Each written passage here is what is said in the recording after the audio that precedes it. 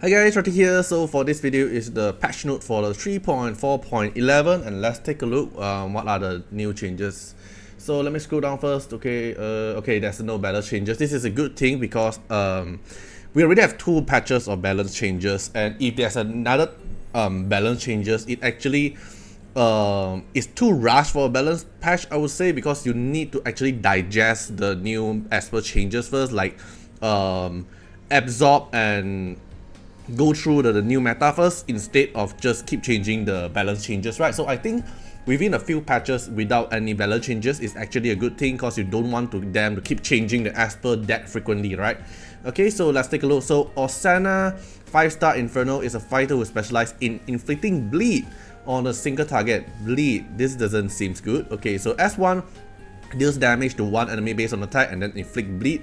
Then S2 gains Phantom Pain at the start of the round. Each time enemy receive a debuff, she will gain 1 stack of Phantom Pain.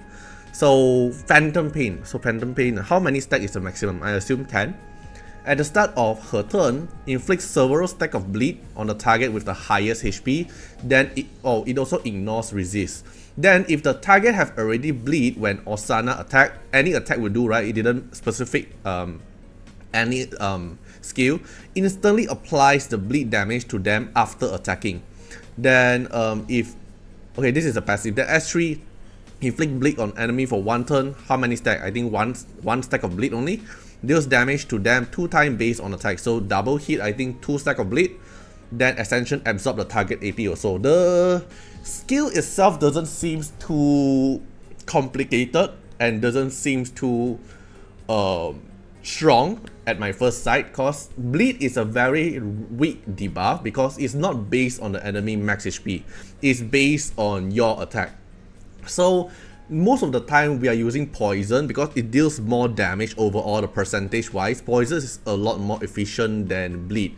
So we're gonna see like how strong is Osana gonna change to the bleed meta. Like we have a lot of bleed expert like Camille, like Elolin, like Embla stack explode is bleed, right? So but bleed never actually work in the meta, to be honest. So we're gonna see like how it's gonna work or how strong is the passive, because we have no idea what is Phantom Pain yet. Maybe it will increase the bleed damage, who knows. If Phantom Pain actually increase the bleed damage, maybe it will be very strong. Like let's say instantly put 5 stack on the enemy, then every stack is like 10k damage. Then once you explode all the bleed, then it's like 50k, who knows, right?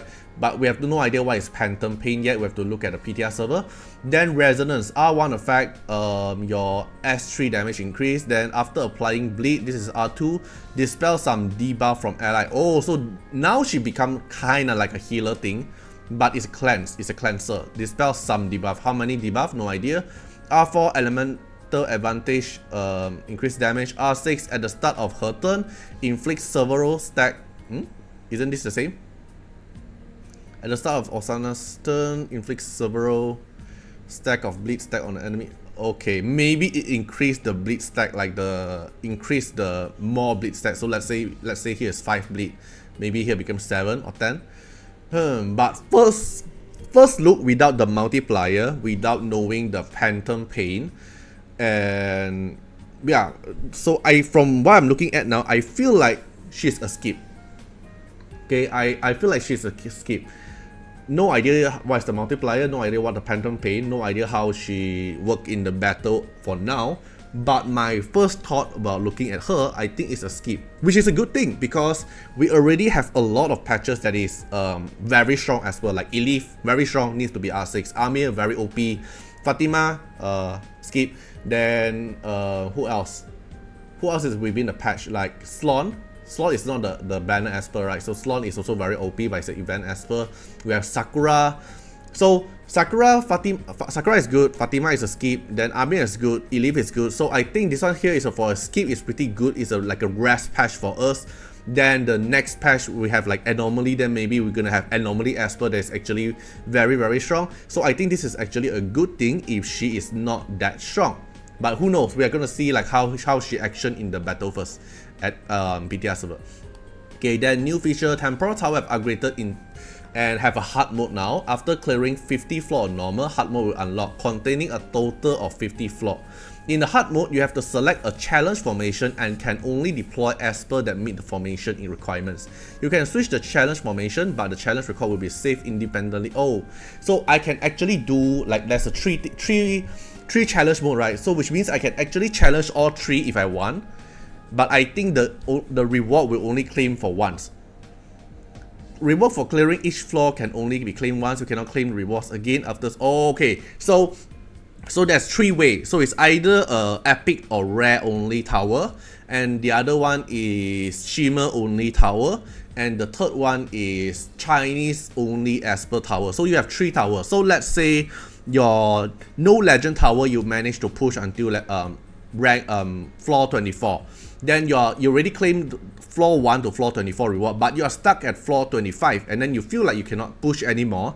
Then you switch into like the Chinese only Esper. Then you manage to push until like 27, but the floor 1 to floor 24 you are not able to get any reward anymore because you already claimed it before. But you are able to switch the requirement of the challenge to see if you can push it higher or not. Or maybe you feel like boring, you want to challenge yourself. You can also challenge all 3 tower, but the reward is only one time, so you cannot claim 150 floor reward. It's still, in the end, you're still only able to claim 50 floor reward instead of 150 floor, which totally makes sense because it really depends on which tower requirement give you a better benefits, and then you go for it. Okay, so this is very interesting. I really like the tower changes. Okay, when each challenge formation clears the highest floor on the hard mode for the first time, a clearance reward will be granted for that formation. Oh, so if you able to clear the first tower, then you get a clearance reward, right? Then after you clear and then you go fight the second and third tower, you are not able to get the reward for clearing each floor, but it seems like you are still able to get a clearance reward granted for that formation. This reward can only claim once and does not refresh money. Okay, so the clearance reward is one-time thing, but maybe the hard mode is a monthly thing because they specifically mentioned this reward for the clearance reward is only not refresh monthly. So which means the hard mode is also refresh monthly. This is very good. So you can challenge yourself for all 3 kind of different tower and you'll get all 3 clearance reward. If you don't want, you can also do like this month, just do this tower first. Next month you try the other tower, then you get the floor reward as well. This is a very good function, and I think it's very reasonable as well. It's a very interesting way to actually implement a hard mode instead of just making all the Esper very tanky, very high attack, you get one shot everything, but they actually put a requirement into it. This is a very good thing. Then Path of Experience they added for Osana. I think most of the Esper pretty much have their own PoE already, right? Then this is the event story. Okay, let's see. We're gonna have loyalty chest 3. Okay, repeat boxes. This is good. Then legendary ceremony. Okay, so for those I remember got one player asked, right, can they get booster R6 if they rerun loyalty chest? Since like they're gonna rerun loyalty chest 3, so you are able to get booster R6. Then participate in training simulator memory reef. Okay, this is the same. Trial maze, this is the same. Then during initial 3-day. Okay, so this time we don't have redux. So redux is like a part 2 thing. So but this time we don't have part 1, part 2. So don't know if the next one gonna have redux or not. Then event echo, the first week we're gonna have Osana, and then with Ethan and Fatal Sister. Second week is Lin and Ahmed. Third week is Sakura and Yuran. Alright, then right, the rest is the same. X evasion, but they actually called it Reef something something, right? It's not X evasion, but okay. Large number of Nova Lion. Oh wait, Nova Lion. Does this mean that Anomaly Season 0, the Lion boss, the Anomaly Lion will actually rerun? Then I don't want to put my hopes up. I really like the Season 0, but the Season 1 is actually Chronos, like the ritual bosses. I really hope they actually rerun the Season 0 method, but I don't want to put my hopes up, okay? I don't want to put the hopes up or hype up to everyone, but I feel like the Nova Lion thing is actually the Season 0 Lion, right? I hope it is something like this. I hope it's not another ritual thing. But yeah, let's not put our hopes too high. But I hope it's the season 0 lion boss thing. Okay, then each battle contribute blah blah blah. Then okay, basically extra rewards, right? And then X evasion. So the next patch is gonna be anomaly. I really hope it's the season 0 boss. Okay, Atom Breeze, this is the free Sender skin lock-in reward, and then we have Helium Box, Celebration Collection, Endless Nightmare, Bootleg. Oh, we have Bootleg Market again. Okay, then this is at September 2. Then Royal Flush, so it's some mini games, and then adjustment and improvement. New PvE feature, you can now choose whether to not automatically enter the next stage level, so you don't have to manually press next stage, you can just let it, put your team there, let it auto until the highest floor you can go.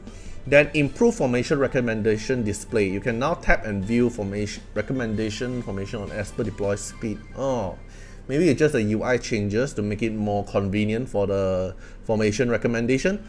Knockout improvement and other changes for knockout. By pretty much this is the same. The dispatch mode is the auto content. Challenge mode is the achievement reward. Pretty much that's it, right? Then improve score summary. Yeah, this is the part. This is the part I don't understand. Like improve score summary rules and display logic for combat trophy, incentive trophy, miracle challenge. What is this? Or is that an Insignia thing? After the update, scoring rules can be viewed from the help page at incentive trophy screen.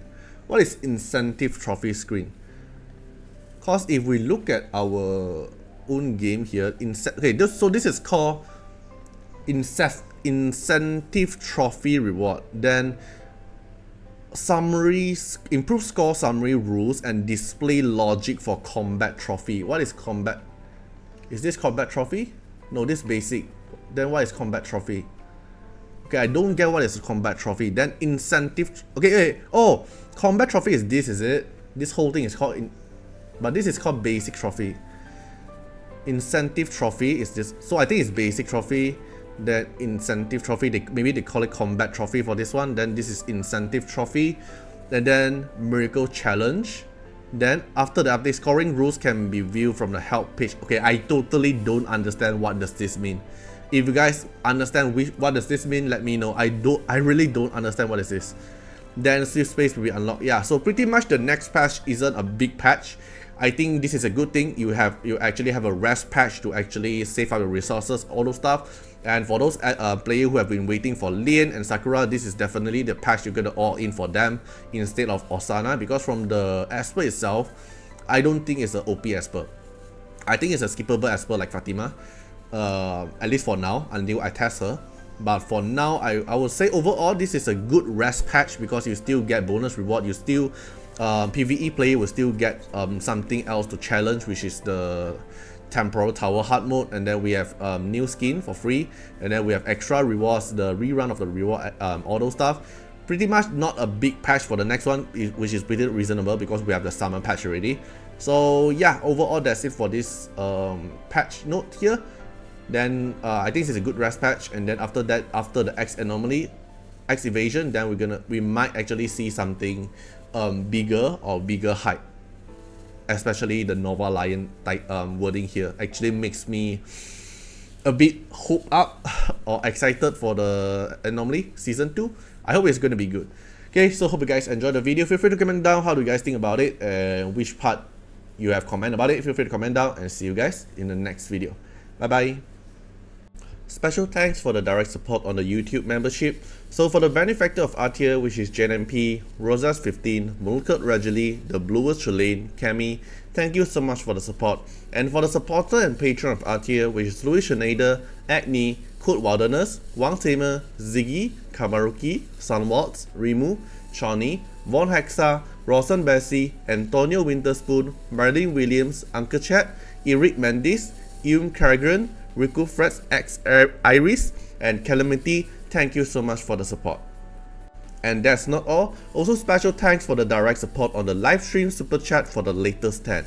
So special thanks to Amy, Calamity, Agni, Valento, Tay, Aisha, Code Wilderness, Riku Fred, and Choni. Thank you so much for the support, and I hope you guys enjoyed the video, and see you guys in the next video. Bye bye.